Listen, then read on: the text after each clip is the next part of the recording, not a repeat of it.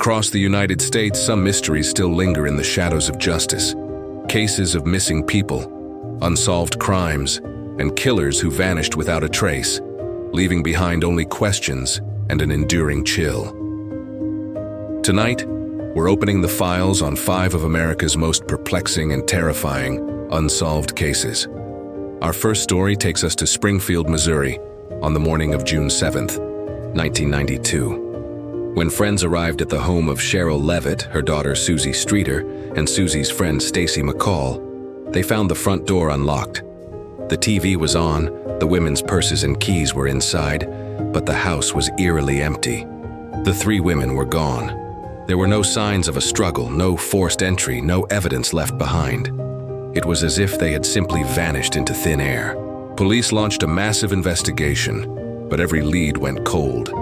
For over 3 decades, the case of the Springfield 3 has remained a ghost story, a haunting reminder that sometimes people can disappear without a trace, leaving a void that time can never fill. Next, we travel back to Philadelphia in 1957. A college student, exploring a wooded area, stumbled upon a large cardboard box. Inside, wrapped in a plaid blanket, was the bruised body of a young boy no older than 6. Investigators were horrified. His hair had been crudely cut, and he was severely malnourished. The case, which became known as the boy in the box, sparked a media frenzy. The boy's face was plastered on posters and in newspapers across the country. Thousands of leads poured in, but none could answer the most fundamental question: who was he? For decades, his identity remained America's oldest and most heartbreaking unidentified person case. It wasn't until late 2022 that investigators, using modern DNA technology, finally gave him a name: Joseph Augustus Zarelli. But even with his name restored, the rest of the mystery endures.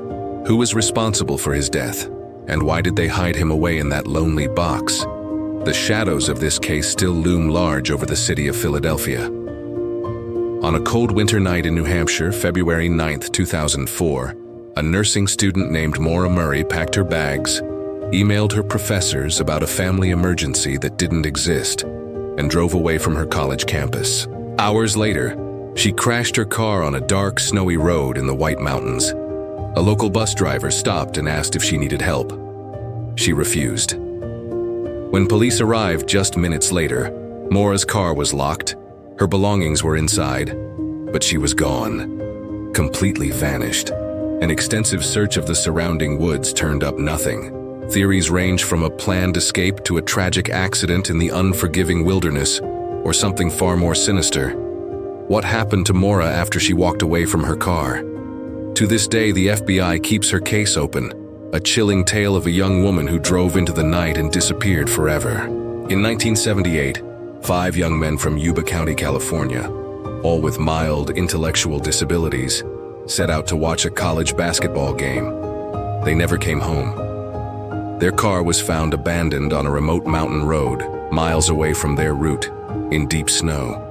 A massive search began, but it wasn't until months later, as the snow melted, that the horrifying truth was revealed. 4 of their bodies were found in and around a remote ranger's trailer, more than 19 miles from their car. They had frozen and starved to death, despite the trailer having ample food and heating supplies. The 5th man, Gary Mathias, was never found. Why did they abandon their perfectly good car? Why did they trek miles through the snow, only to ignore the life-saving supplies that were right there? The Yuba County 5 case is a bizarre and tragic puzzle where none of the pieces fit. Our final mystery takes us to the infamous Cecil Hotel in Los Angeles in 2013. A young Canadian tourist, Elisa Lam, was reported missing. The last time anyone saw her was in unsettling elevator surveillance footage. In the video, she appears distressed, hiding in the corner, pressing all the buttons, and gesturing strangely to someone, or something, in the hallway that the camera can't see.